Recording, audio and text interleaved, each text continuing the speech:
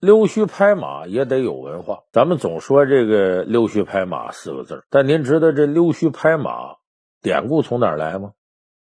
溜须是溜须，拍马是拍马。咱们先说呀，这个溜须。溜须这个典故呢，来自北宋宋真宗的时候。那时候有个大臣叫丁谓，这个人特别善于察言观色。要按现在话说呢，就是他情商特别高，但是呢没用在正地方，全拿来呀，跟皇帝呀，逢迎献媚了。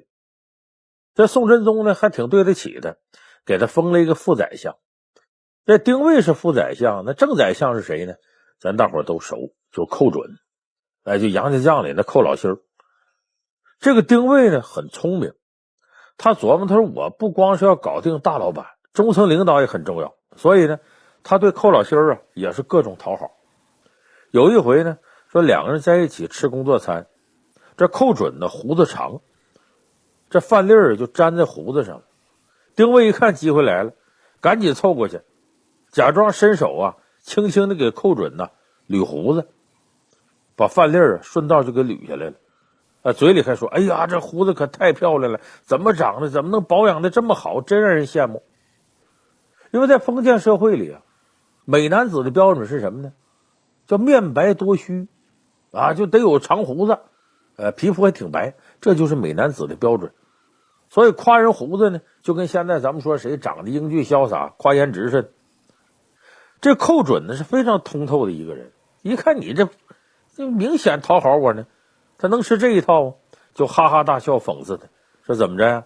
你也大小也是个宰相，这世间还有替人溜须的宰相吗？就捋胡子溜须。就这么着呢，丁谓多了一个绰号叫溜须宰相。溜须这典故就这么留下来。那么这拍马呢，本来是古代北方人打招呼的礼节，就跟现在西方人一见面要拥抱亲吻脸颊跟这差不多。就像咱现在一见面说你吃了吗？最近挺好的，和这一样。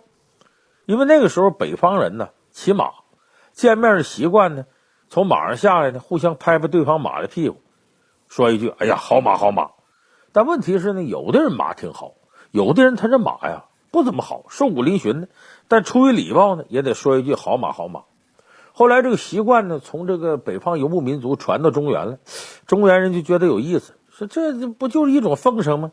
以后再说谁奉承别人，睁眼说瞎话的时候，就借用这个事儿，说你看你别跟那北方人拍马似的，就这么着拍马屁拍马屁拍马，这词儿就流传下来。所以说呢，溜须拍马典故不一样，但是词义呢都一回事，就是我们今天说的拍马屁，等于说是咱们老祖宗留下来的传统。但是呢，咱们老祖宗拍马屁都是有讲究的，必须有文化，没文化硬拍，像丁谓这种留下个笑柄算是轻的，严重的命就得搭上。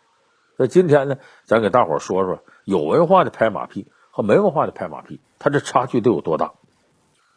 说拍马屁有文化，不光别人不笑话你，甚至还能敬仰你，甚至能拍得青史留名。你看咱们比方说唐诗宋词，这是中华的文化瑰宝。很多的诗人词人呢，都在全唐诗全宋词当中留下自己的名字。有的呢是像诗仙李白、诗圣杜甫这样的高产作家，有的是就一篇代表作，但是呢让谁也忽视不了。你像以孤篇压倒全唐的《春江花月夜》，那作者张若虚由此名垂千古。那么全宋词当中呢，就有这么一个人，他就一篇代表作，但名传千古。这篇代表作是怎么来的呢？就是拍马屁拍出来的，整个一篇是马屁词。这个人就是宋朝的一个词人，叫张才翁。张才翁呢，在这个林琼的司法系统任职，凭借一点才华，他就有点放荡不羁。而他的上司呢，郡守张公祥，为人是刻板又刚直，特别注重礼数，所以对于这个张才翁的轻浮狂放不感冒，甚至还挺讨厌。那张才翁虽然狂放呢，但也不傻，知道上司讨厌的，得罪上司没好处，再有才华你也没有出处之日。那么为了自个儿的前途呢，他就得想办法跟这个张公祥拉关系。怎么拉关系呢？那当然最经济实惠简单有效的方法就非拍马屁莫说，千穿万穿马屁不穿。那这马屁怎么拍呢是个问题。咱们前面说了，这张公祥刻板正直，你拍马屁对他不怎么好使。想来想去呢，这张才蒙想到个切入口，说张公祥虽然刻板正直呢，也是个风雅之人，也喜欢呢，写点诗、填个词什么的。我得从这里边入手。很快机会就来了。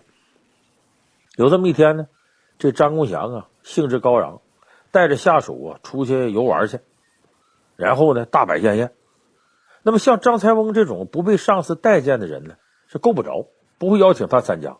不过张才翁自有妙计，他就找到了现场啊一个负责给这个张公祥安排啊歌舞啊这个宴席啊这些事儿的人，这人叫杨角。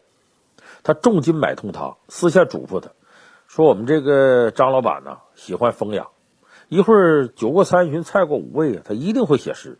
等他一写完呢，你马上把他抄下来送到我这儿。哎，我有重谢。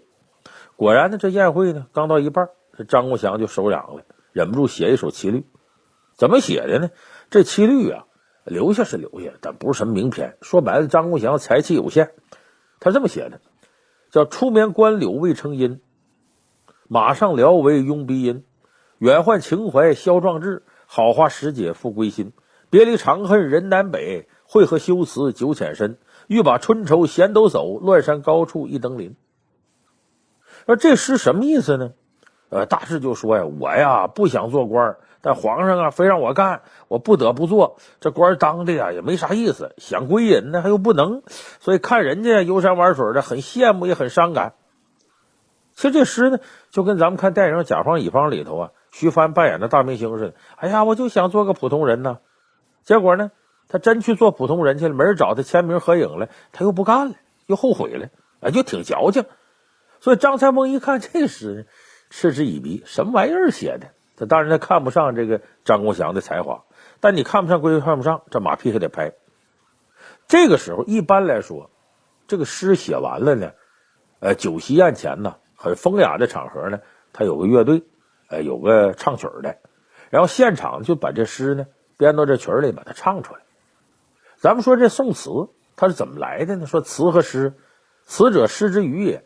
就诗写完了呢，觉得要适合这个演唱，所以会把这个诗呢改成适合演唱的长短句，所以这就是词的由来。所以当时呢，张公祥呢把这个传下去呢，就是给我编成曲儿，得唱出来。这个时候，张才翁得到了这首七律，施展平生所学，迅速在原稿上增增减减，改出一阙词来。这词牌子叫《雨中花》，内容还是原来那种形式上由诗改成词。他怎么改的呢？这改的可厉害了。你看啊，他是这么改的：万柳青青，出眠观柳，向人犹未成阴。据雕鞍马上，拥逼为阴。远患情怀谁问？空阶壮志消沉。正好花时节，山城留志，忍复归心。别离万里，飘蓬无定，随念会合难平。相聚里，修辞金盏，酒浅还深。欲把春愁抖擞，春愁转更难禁。乱山高处，凭栏垂袖，聊寄登临。这阙词的意境水准远在他刚才那首七律之上，这词一写完呢，快马加鞭他打发人呢送到杨角手上了。这杨角呢就赶紧安排下边的这个歌伎舞伎啊，唱歌跳舞助兴，把这词儿就通过唱曲传出来了。那这一曲完毕啊，四座皆惊，在座没有一个不惊讶的。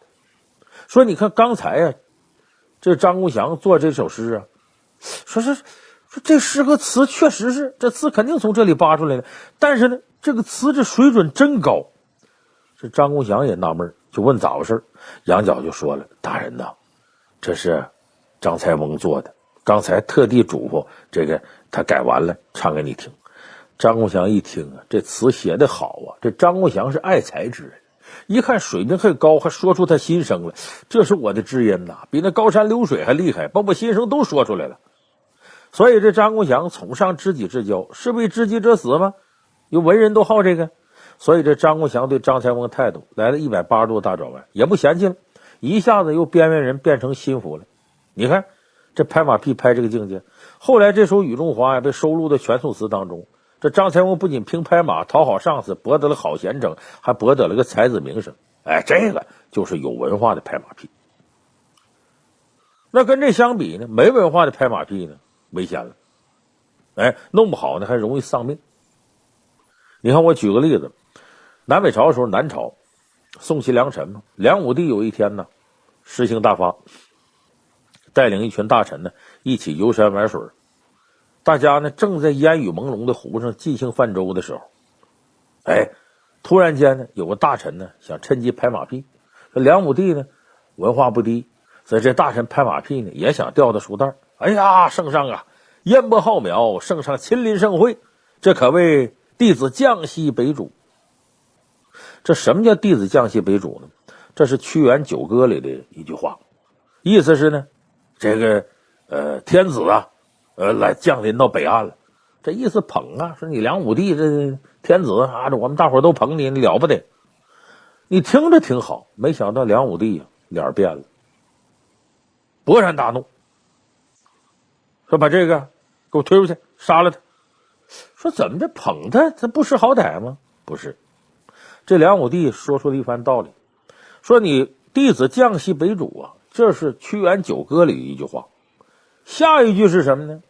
弟子降西北主，慕渺渺兮愁余。你干啥呀？你骂我呢？说这怎么回事？给大伙解释解释。弟子降西北主，慕渺渺兮愁余，这是屈原呐，就说这个上帝之子啊降临到北岸了，可是呢我眼神不好，我看不清楚，心里很犯愁，很忧愁原意是这么个意思。可是你这上句搁一块儿，他说弟子降西北主，梁武帝想到慕渺渺兮愁余，他为什么生气呢？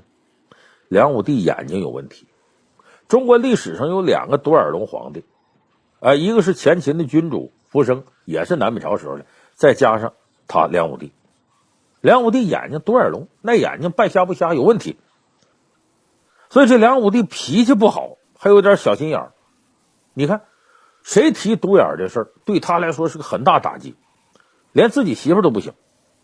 当初呢他的结发妻子就是拿他独眼这事儿开玩笑，给逼死了不说呀，还创造了死后离婚的这么个奇葩。什么事儿呢？他这结发妻子叫徐昭佩，有一次呢他跟梁武帝开玩笑，一半脸化上妆，一半脸没化妆，就素颜。梁武帝说你什么意思？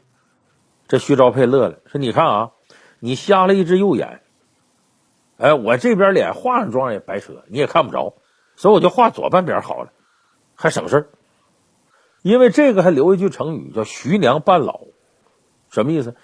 徐昭佩这妃子叫徐昭佩，徐娘嘛，半老是啥意思？化一半妆，这不就一半年轻一半老吗？就徐娘半老原来的意思是化一半妆的意思，一半化年轻，一半素颜是老的，徐娘半老。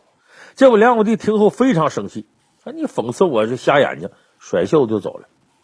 到后来找个理由，逼得这徐娘徐昭佩呀跳井自杀了。自杀以后都不解恨，让人把徐娘呢尸体从井里拖出来，带着休书，他又写个休书，连尸体带休书送回娘家，就是死你也不是我家里人，我得把你休了。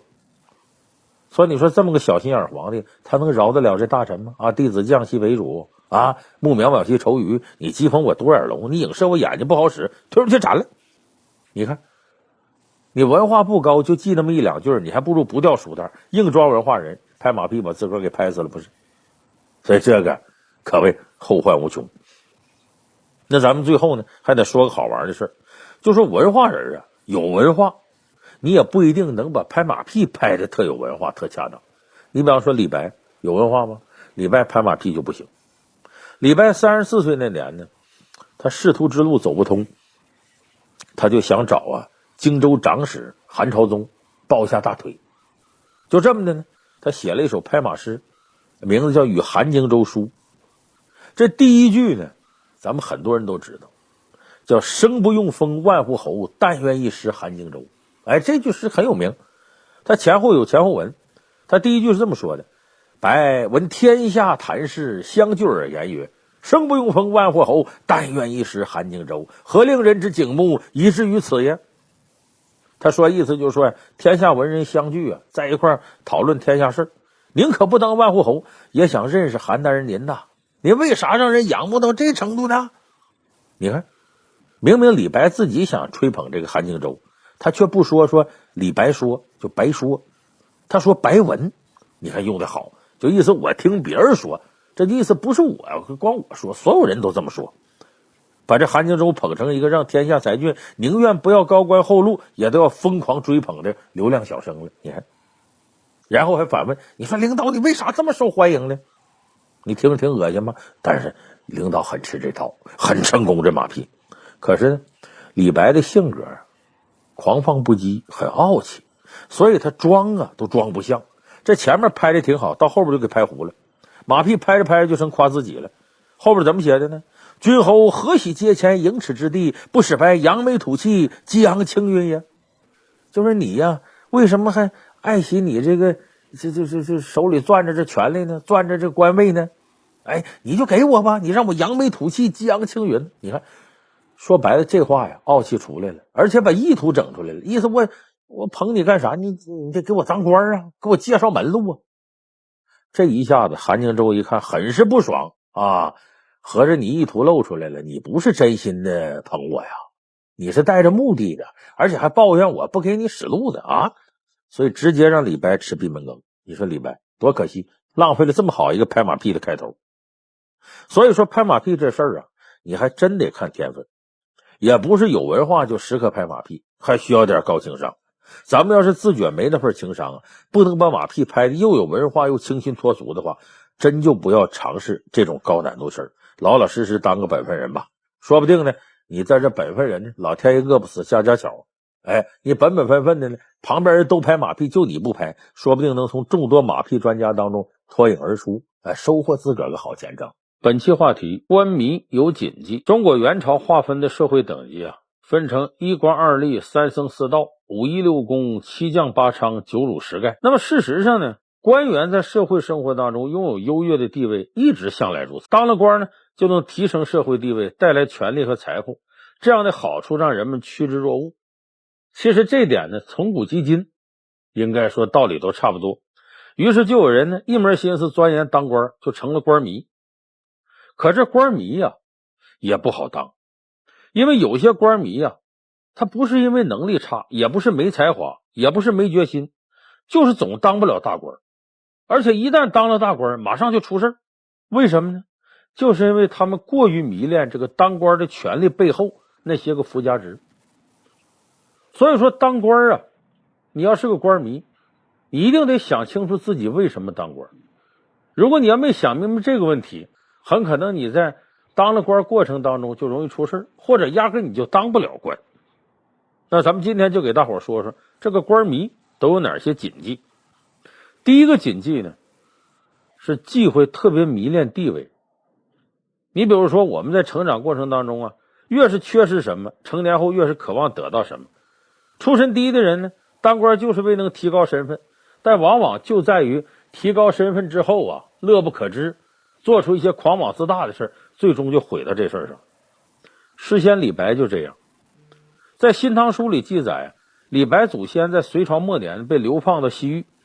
后世有学者研究说，李白他爸爸呀是作为政治犯被流放到西北边城的，所以他爸的文化水平很高。在武则天执政后期呢，李白那时候出生在碎叶城，就是在今天的这个吉尔吉斯坦共和国的境内。李白5岁那年呢，他爸爸带着一家人呢迁到四川定居，以经商为生。幼年的李白呢，在父亲影响下呢，衣食无忧，饱读诗书。虽然家境很富裕，但是在唐朝呢，生意人呢没什么社会地位，加上祖辈又是流放犯，可想而知是不会受人尊重。所以李白从小就有个愿望，他要当官。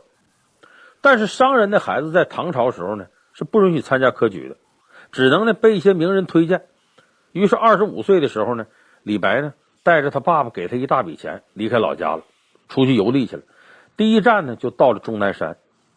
说要当官你进山干嘛呢？这山可不是普通的山。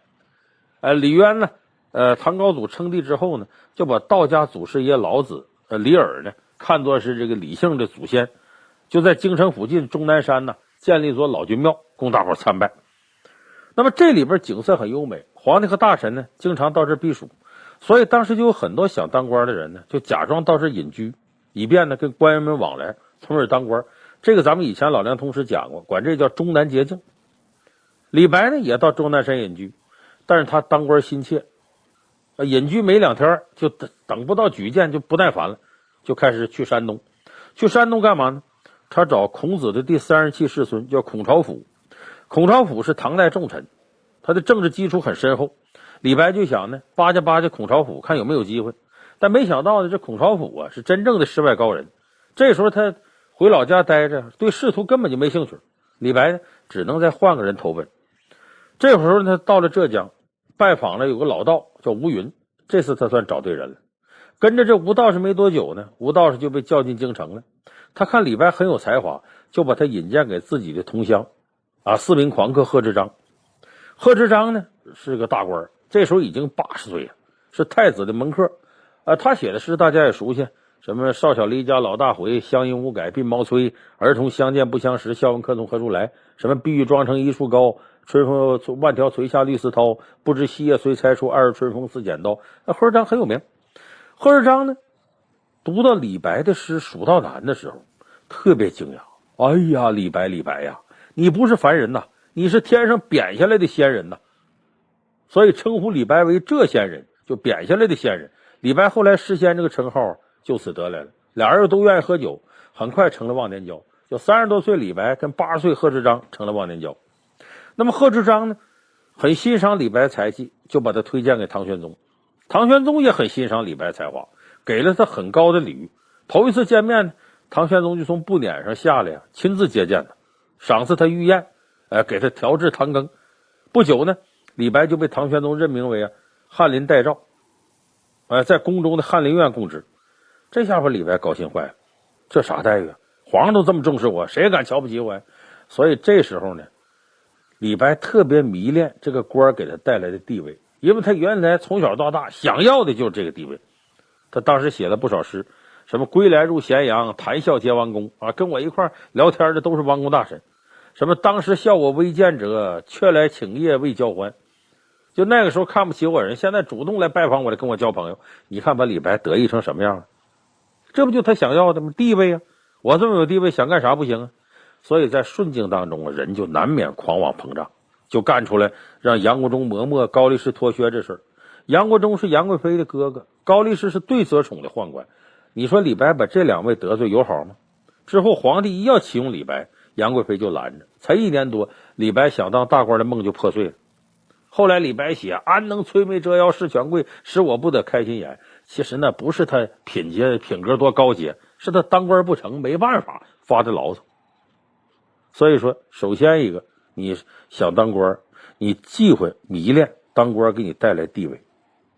第二个呢，比较忌讳呢迷恋自己的抱负。咱说千里为官只是为官，千里为财只是为财。你当官很多人是为了施展自己才华，达到自己理想抱负。可是毕竟这天下不是你一人说了算，你要太执着于自己抱负，你这官也当不长，也当不好。你像跟李白一样是官迷的孔夫子孔圣人，孔子当官就是为了实现自己政治抱负，要解决社会问题。那么为了解决社会问题，他就得有地位跟权利，就得有话语权和决策权，那就得当官。否则人为言轻，你的理论思想就不能被实际应用。咱们现在做官的人有2种嘛，一种是呢当官为了干事，一种是干事为了当官我说这迷恋抱负的人就是当官为了干事的人。这《论语》里边有记载说，有一回呢，子贡问他老师孔子说，如果有一块美玉，咱是把它藏起来还是卖了它？其实这打哑谜，意思是子贡问老师，一个人该隐居还是该从政？孔子回答，孤之哉，孤之哉，吾待古者也呀。就卖了吧，我这等着价钱往出卖呢。可见呢，孔子多想当官。为此呢他呢也没少努力。孔子呢19岁结婚，20岁他老婆给他生一个儿子。当时呢这个孔子呢担任呢管理粮仓的小官。鲁国的这个国王鲁昭公很赏识他，就派人送了一条大鲤，祝贺他有个儿子。孔子就因为这个给儿子取名叫孔鲤，字伯鱼。他为了讨好鲁昭公谋得升官呢，孔子也是拼了，这个拿自己儿子这名字都当成一种这个奉承。无奈呢，这鲁昭公不中用，被3大贵族呢给撵到齐国去了。后来3大贵族之一的季家有个家臣叫杨霍，掌握了鲁国朝政，他想请孔子出来当官。孔子很鄙视杨霍，认为这个杨霍是乱臣贼子，不愿在他手底下做官。杨霍就送给孔子一头猪当礼物。按照当时的礼节，孔子必须要到杨霍家里去致谢。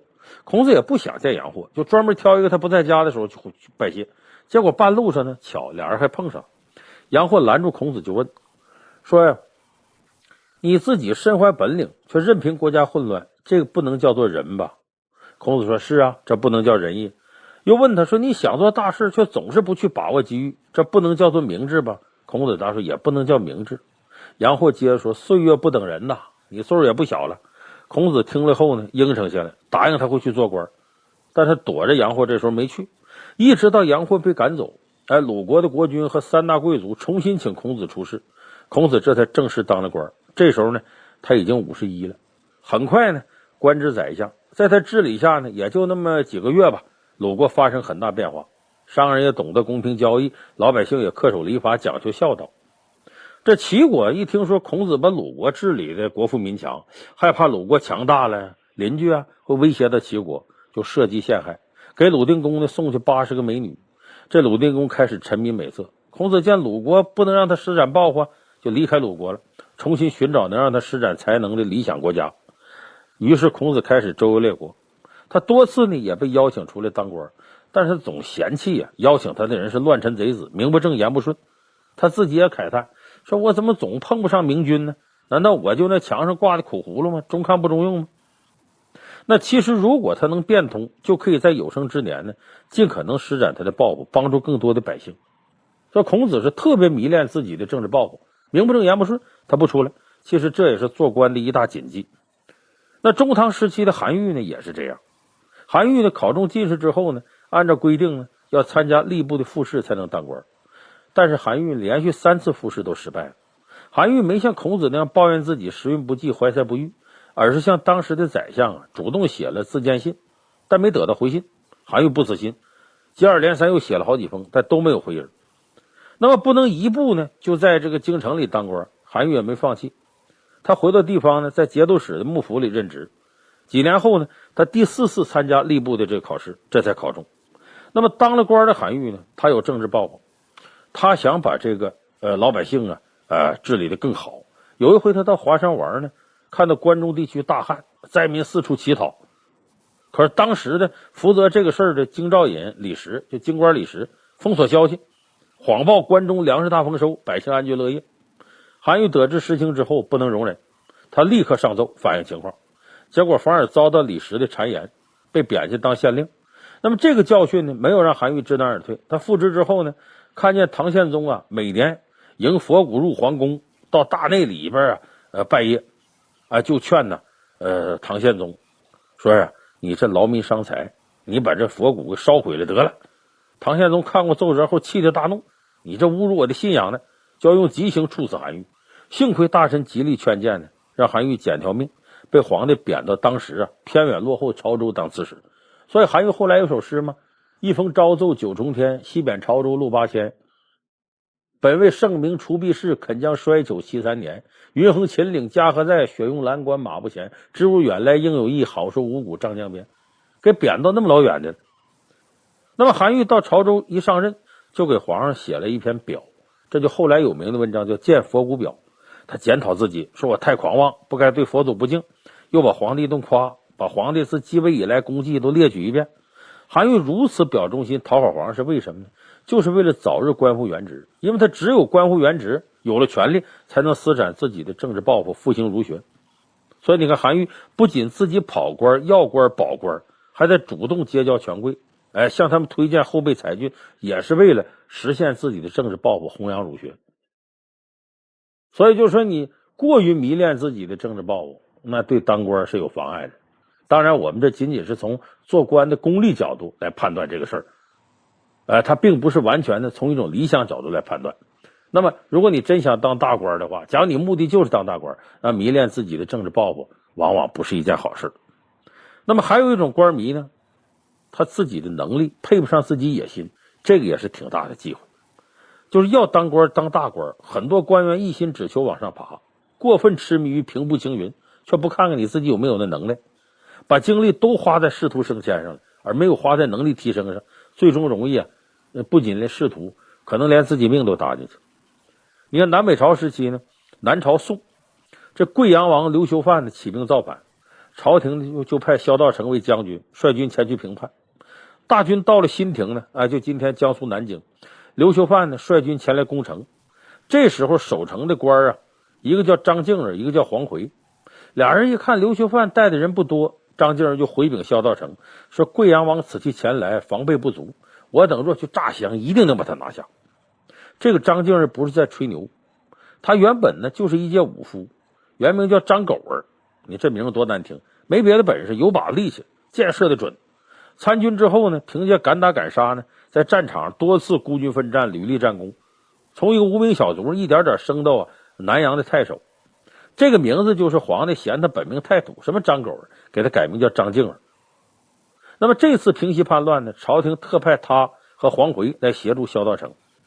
这萧道成知道张敬是个官迷，就说：“你要能干成这个事儿，我就让你当雍州刺史。”张敬很高兴，按计划和黄回出了城，丢了兵器，向贵阳王投降。